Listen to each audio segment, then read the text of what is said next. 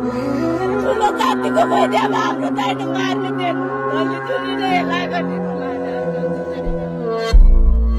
21 वर्षीय जवान नवराज विकको जीवन 2075 जेठबाट नयाँ मोडमा उभिँदै थियो। परिवारका सदस्यहरूको दावी अनुसार अघिल्लो दिन नै उनकी प्रेमिकाले बिहेको निम्तो दिएकी थिइन्। फोन संवादपछि नवराजले हातमा कोरेको सुषमा नामको ट्याटू हेरेर मुसुक्क हाँसेका थिए। 10 गते नवराजको अनुहार अरू दिनको भन्दा चमकदार थियो। बिहानै उठे, कपाल काटे, नुहाए, खाना पकाए, आफ्नो कोठालाई चिरिच्याट्ट पारे। घर छेउकी सानी आमासँग पनि गएर भने, आज आफै खाना पकाएको छु, तपाई पनि मैले पकाएको खाना आउनु है। नवराजले मटेलाका माइली सानी आमाका छोरा लोकेन्द्र सुनारलाई फोन गरे। ए केटा, आज सोती गाउँ भाउजू लिन जानु छ है, तेरो साथीहरूलाई पनि खबर गर्नु। लकडाउनले नेपालगञ्जबाट सिक्दा सिक्दैको सुनको काम छाडेर घर आएका लोकेन्द्र फुरुङ्ग भए। अति विपन्न परिवारमा जन्मिएका लोकेन्द्रको पढाइ 9 कक्षा भन्दा माथि उक्लन सकेको छैन। दाइको बिहेको खुशी लोकेन्द्रले आमा लक्ष्मी सुनारसँग साटे। त्यति बेला लक्ष्मीले नजिकै बगेको भेरीतिर फर्केर निधार खुम्च्याउँदै भनेकी थिइन्, ठकुरीको छोरी कहाँ हामीसँग आउँछन् र यी सबको के परवाह लोकेन्द्रलाई। भेरी नदी किनारमा भएको एक्लो घरबाट आफ्नो मटेला बजारका साथी गोविन्द साई लगायतका साथीलाई खबर पुर्याउन दौडिए। बिहेको खबर नवराजले घर तलतिरका दाइलाई, सञ्जु विक र गणेश बुढा मगरलाई पहिले नै जानकारी दिइसकेका थिए। केही दिन अघि साथीको विवाह गर्दा पनि त्यसरी समूहमा गएका थिए। नवराजको चमक ढमकमा शंका लागेर आमा उर्मिलाले भनेकी थिइन्, खुब छाड छ त, कहाँ जाने होस् र? नवराजले फ्याक्ट प्रश्न नै फर्काएका थिए, कहीँ जान्न, सरसफाई गर्न पनि हुन्न र? तर नवराज 10:30 बजेतिर घरबाट गायब भए, कुनै सूचना बिनै। उर्मिलालाई लाग्यो सधैँ जाने साथीको घरमा वाइफाई चलाउन गएको होला। नवराज भने जाजरकोट भेरी नगरपालिका 4 राणा गाउँको घर छोडेर अर्कै यात्रामा निस्किसकेका थिए।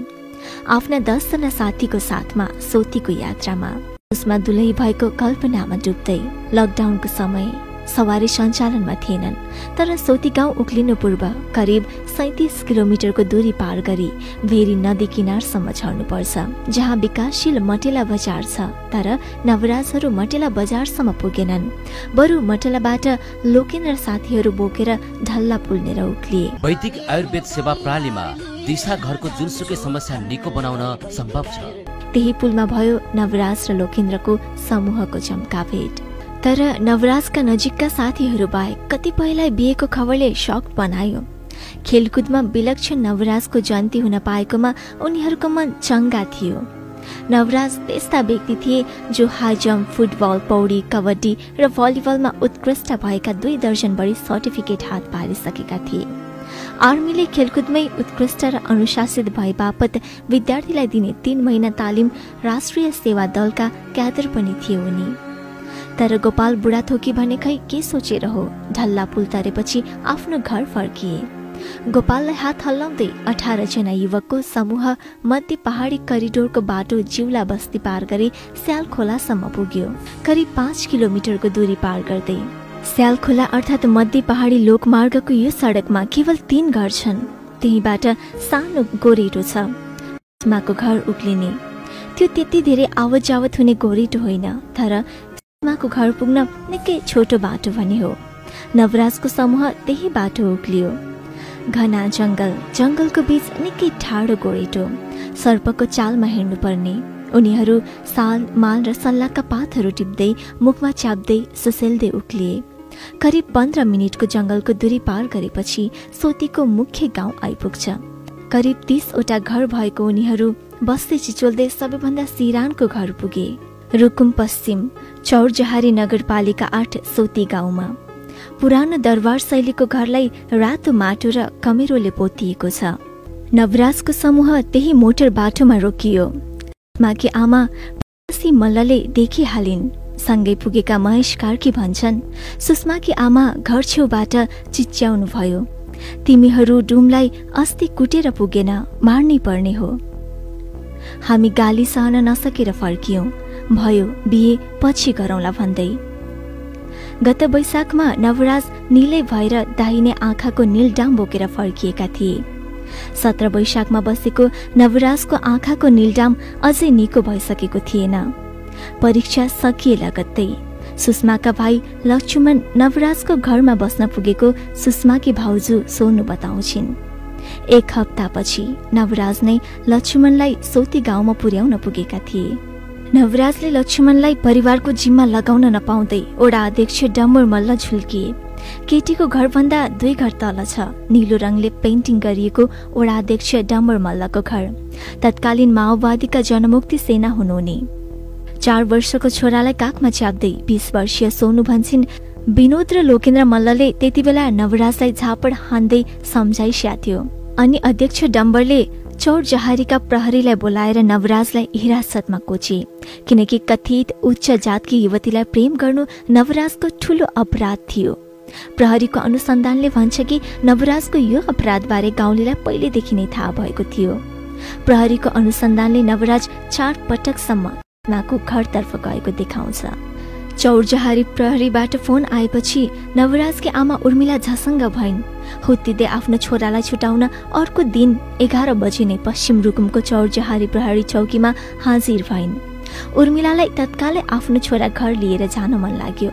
एउटा छोरा नवराजलाई काँडाले सानो घाउ बनाउँदा पनि उर्मिला अत्तालिन्थिन्। तर साँझ 5 बजेसम्म कुर्दा पनि प्रहरीबाट छुटाउने सुरसार देखिएन, किनकि थुनाउने मानिस नै त्यहाँ उपस्थित थिएनन्। साँझ पर्न थालेपछि प्रहरीले रेडिमेड कागज लिएर उर्मिला र नवराजलाई हस्ताक्षर बनायो अनि हिरासत मुक्त गरिदियो। त्यो पत्रमा के लेखिएको थियो उर्मिलाले त पढ्न पाइनन्, तर इलाका प्रहरी कार्यालय चौरजहारीका इन्सपेक्टर धर्मविष्ट भन्छन्, साँझ 5 बजेतिर वडाध्यक्षले छोडिदिनु भनेपछि अबदेखि लकडाउनका बेला यता नआउनु भनी कागज गरी छोडिदियौं। त्यति नै बेला छोराको आँखाको नीलो दाग देखेपछि फटाफट हिँड्दै उर्मिला बरबराएकी थिइन्। अब कहिले त्यहाँ नजानु, प्रेमलाई हिंसा गर्ने ठाउँमा जानु हुँदैन। नवराजले टाउको हल्लाएका थिए। बिहेको उत्सव नरसंहारमा बदलियो। प्रेमले बोलाएपछि प्रेमकै बलले नवराज फेरि जेठमा सोती पुगे। प्रहरीका अनुसार 2075 पुसदेखि नवराज र को औपचारिक रूपमा प्रेम रहेको देखाउँछ र 2 पटक नवराजकै घरमा पुगेर रात बिताएकी थिइन्। एक पटक मेला हुँदा र अर्को पटक नवराजको आन्टीको छोराको जन्मदिनमा। त्यति बेलाको सुषमाको व्यवहारले उर्मिलालाई बुहारीको झल्को मेटाउँथ्यो। तर 10 गते आफ्नो प्रेमिकाको अनुहार पनि हेर्न नपाई नवराज बाटोबाटै सिधै पूर्वतर्फको बाटो लागे। धुलाम्मे मोटर बाटो 7 देखि 10 मिनेटको पैदल यात्रापछि कुवासम्म पुगे। कुवाको चिसो पानीले अनुहार शीतल बनाए। तल खोजमा सुसाइरहेको भेरी हेर्दै थकान मारे। बेपत्ताले उर्लिएको भेरी क्षितिजसँगै सकिन्छ। त्यहाँबाट 5 मिनट झरेपछि विनोद मल्लको घर आउँछ। यो 3 घरको बस्ती हो। विनोदकी फुपू चन्द्रका अनुसार नवराजको समूह विनोदको घरमा पुग्यो र विनोद नभएको खबर पाएपछि सिधै जंगलको बाटो झर्यो। विनोदको घरभन्दा तल जंगल छ। नवराजको समूह जंगलै जंगल सल्लाको पात कुल्चिँदै दौडियो।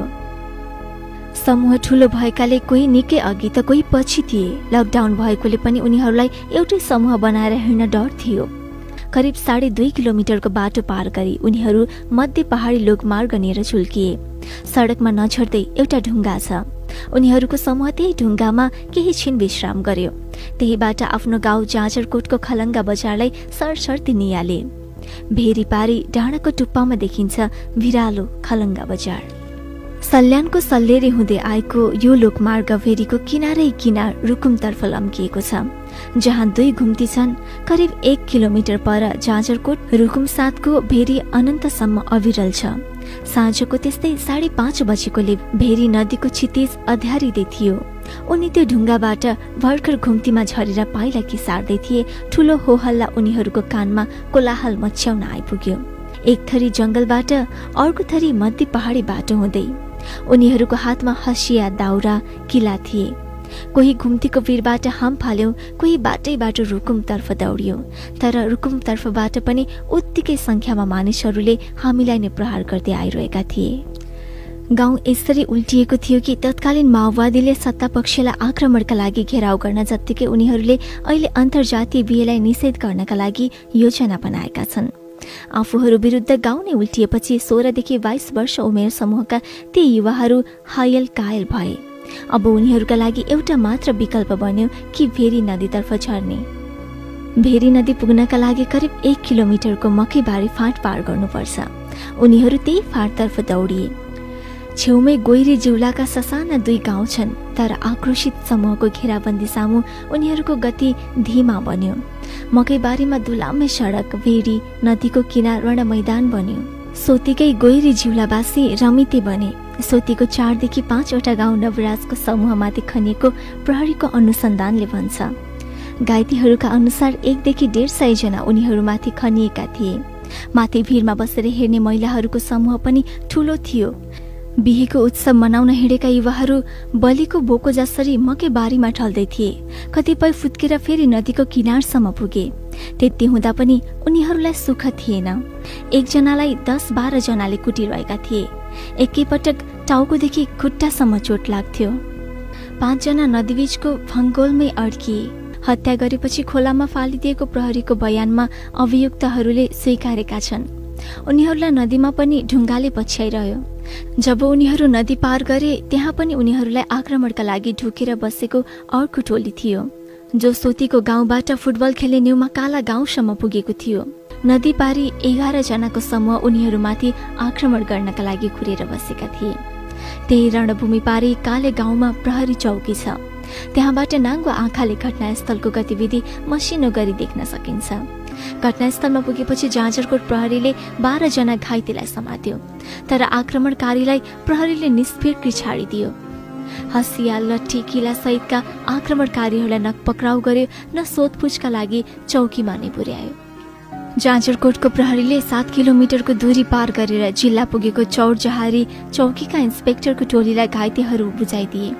भेरी नदीको चिसो पानीले लुछुप्पै परेर थरथरी कापिरहेका घाइतेलाई चौरजहारी प्रहरीले रातको 1 बजेसम्म घेरकार गर्यो। उता 6:30 बजे नै भेरी नदीको बीच भागमा सब भेटिएको खबर नवराजकी आमा उर्मिलाको कानमा पर्यो।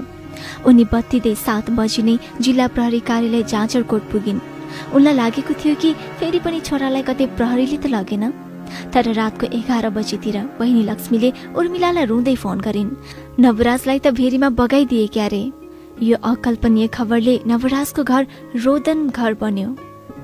उर्मिला बुर्कुसी मारेर भेरी नदी किनारमा पुगेर आफ्नो छोरालाई अंगालो हाल्न चाहन्थिन्, तर उर्मिलाका श्रीमान र केही आफन्त भेरी नदीतिर लागे। नवराजका बाबाले बाटैभरि कामना गरेका थिए त्यो सब कुनै हालतमा पनि मेरो छोराको नभइदियोस्। नवराजका बाबाको समूह भेरी नदीको किनारमा पुग्दा रातको 1 बजिसकेको थियो। केही बेर अघिको निरन्तरको हावाहुरी र भारी वर्षा रोकिएको थियो। केही प्रहरी सहित 2-4 जना मानिस खोलाको किनारमा भेरी बीचको लास रुगेर बसेका थिए। कपडाबाट नवराजका बाबाले थाहा पाइहाले त्यो मेरै छोरा हो। उनी बेहोस भई बगरमै ढले। नवराज भेरीको बीच बगरमा चुपचाप घोप्टो परेर सुतेका थिए। उनको छेउमा झोला थियो। सुसाई मात्र रहने भेरी नदीको छालले बेला बेलामा उनलाई हिर्काउँथ्यो।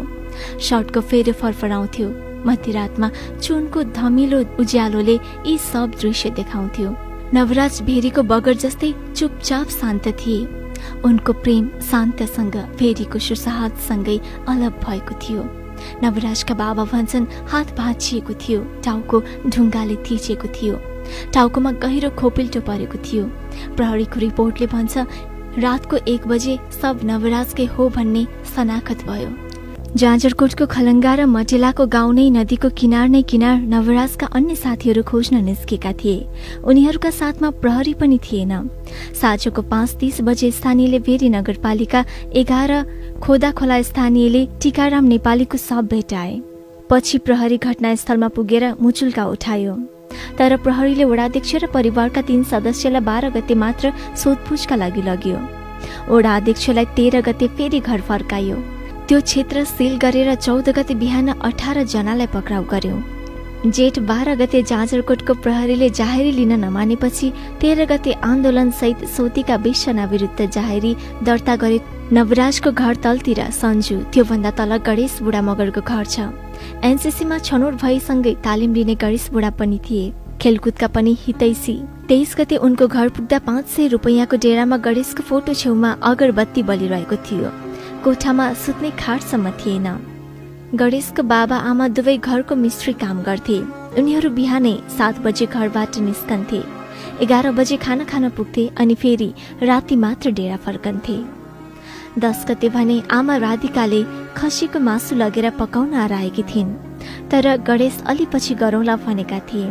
छोराको सुर्सा नदेखेपछि 4 बजे फेरि राधिकाले छोरालाई फोन घुमाइन्। बाबु, बेलुकीलाई खसी मासु लगेर पकाएर राख है। गणेशले फोनमै जवाफ फर्काए, आज कुदुतिर आएको छु, अलि ढिला हुन्छ होला, नआउन पनि सक्छु। त्यसपछि एकैपटक 12 गते 4 बजे फेरि नगरपालिका 12 फेरामा गणेश बुढा भेरीमा तैरिरहेको अवस्थामा भेटिए। आमा राधिका भन्छन्, एकापट्टिको पुरै भाग सुन्निएको थियो, अरू हेर्न सकिन। उनले बसेको घरमा छोराको क्रियासम्म गर्न दिइएन। जेठ 14 गते दिउँसो 1:30 बजे नै भेरी नगरपालिका 13 राक्सेमा लोकेन्द्र सुनारको शव भेटियो। गणेश शाहीको टिमले उनको शव भेटाएका थिए। मठिलाको भेरी नदीको किनारमै लोकेन्द्रको घर छ, एकतले फलेकले बारेको। एलानीको सानो झुप्रो बाहेक कमाई खाने उनीहरूसँग जमिन पनि छैन। नदी किनारमै घर भएकाले लोकेन्द्र पौडीमा च्याम्पियन। त्यसैले आमा लक्ष्मीलाई लास नभेटिदासम्म पनि छोरा पक्कै फर्किन्छ भन्ने आश लियो। सुसाइरहेको भेरी नदी गहिरो गरी हेर्दै लक्ष्मी भन्छन्, छोरालाई यसरी कुटिएको थियो कि मैले चिन्नै सकिन। उसले लगाएको कपडाले मात्र ठम्म्याएको हो, आँखै थिएन। 1 वर्ष पहिले मात्र गाडी दुर्घटनामा श्रीमान गुमाएकी लक्ष्मीलाई यो अर्को ठूलो वज्रपात थियो। लोकेन्द्रको शव भेरी किनारसम्म तानेका गणेश भन्छन्, उसको शवबाट रगत बगिरहेको थियो। कुटाइले अण्डकोष सुन्निएर बेलुन जस्तो भएको थियो। शरीरभरि हेर्नै नसक्ने विभत्स चोट थियो। हात पछाडि लगेर डोरी बाँधिएको थियो। हामीले लास देख्दा छुटियो। त्यति बेलासम्म देशव्यापी रूपमा हत्याको विरुद्ध आन्दोलन उर्लिसकेको थियो। मृतकका आमाहरू दैनिक रूपमा जिल्ला प्रहरी कार्यालयमा जाँदै न्याय माग्न थालेका थिए। घाइतेहरूको बयान दिँदैमा दैनिकी बित्थ्यो, कहिले पुलिसलाई, कहिले अधिकार कर्मीहरूलाई, कहिले मिडियालाई। तर उनीहरूको उपचारमा कुनै संयन्त्रले ध्यान दिइरहेको थिएन। उता अनुसन्धान भइरहेको पश्चिम रुकुममा भने विरोधको कुनै स्वर सुनिएको थिएन। बाहिरी रूपमा रुकुम यति शान्त थियो कि मानौ त्यहाँ केही पनि भएको छैन। स्थानीयको अवरोध बीच 3 दिनपछि प्रहरीले पोस्टमार्टम गर्यो र शवको अन्त्येष्टि गर्यो। धेरैले विवादित यस घटनाको शव जलाउन नहुने तर्क गरिरहेका थिए। 2 जना अझै गायब थिए, सञ्जु विक र गोविन्द साई। गाउँलेहरूले रात दिन नभनी लासको खोजीमा थिए। 14 गते गोताखोर पनि भेरीमा पुगेको थियो। सवर्ण, जनक रोकाय, हरि कार्की, ज्ञान शर्मा, गणेश साई लगायतको समूहले 15 गते साँझ 3 बजे सञ्जु विकको शव छेडागाड नगरपालिका 13 कालीभिरमा भेटायो। सञ्जुका 20 वर्षीय श्रीमती सबिना र 5 वर्षका छोरा छन्। 10 जेठमा नवराजका लागि बुहारी लिएपछि साँझ बर्थडे मनाउने भन्दै सञ्जु घरबाट निस्केका थिए, तर शव बनेर भेटिए। धारिलो हतियारले हानेर घाँटीमा दुलो पारेको थियो। आँखा र अनुहारभरि चोट लागेको थियो। घटना भएको 9 दिनसम्म पनि गोविन्द साई कुन दुलोमा थिए कसैलाई पत्तो थिएन। गाउँले रात दिन लगाएर त्यही भेरीको किनार तलदेखि माथिसम्म खोज्न कहीँ बाँकी राखेनन्। जेठ 20 गते भेरी नगरपालिका 11 खोदा खोलामा बेलुकीको 3:30 बजे गोविन्द साईको शव भेटियो। जुन दोस्रो दिन भेटिएको टीकाराम नेपालीको शव नजिकै थियो। शवको खोजीमा खटिएका सुवर्ण रोकाया अचम्म मान्दै भन्छन्, दिनदिनै त्यो एक कुना काप्चा हेर्दै हिँड्यो, देखिएन। तर 81 20 गते त्यो ठाउँमा कसरी शव आइपुग्यो? शव निकाल्नेहरूका अनुसार गोविन्दको घाँटी भाँचिएको थियो। शव भेटिएको 5 दिनपछि गोविन्दको घरमा पुग्दा आमा कपाल फिजाएर झोक्राइरहेकी थिइन्। छेउमा गोविन्दको फोटो थियो। क्रियाकर्म सकिसकेको थिएन। एउटा कानै थिएन। शरीरको कुनै पनि भाग चोट नलागेको सधैँ थिएन। गोविन्दकी फुपू यमुनाले भनिन्, नाक ढुङ्गाले थिचिएर थिलो थिलो थियो। अगाडिका दाँत नै थिएनन्। हामीले उसको कपडाले मात्र चिनेका हौं। यसरी एउटा अन्तर्जातीय बिहे आँट्दा 6 जनाले आहुति दिनु पर्यो। घटनाको 3 हप्तापछि प्रहरीले अनुसन्धान सकेर वकिल कार्यालयमा बुझाइसकेको थियो। प्रहरीको अनुसन्धानले उक्त घटना योजनाबद्ध तरिकाले गरिएको र कुटेर हत्या गरी भेरीमा फालेको प्रारम्भिक निष्कर्ष निकालेको थियो। घटनाको प्रमुख कारण अन्तर्जातीय बिहे र जातीय विभेद भएको बताइएको थियो।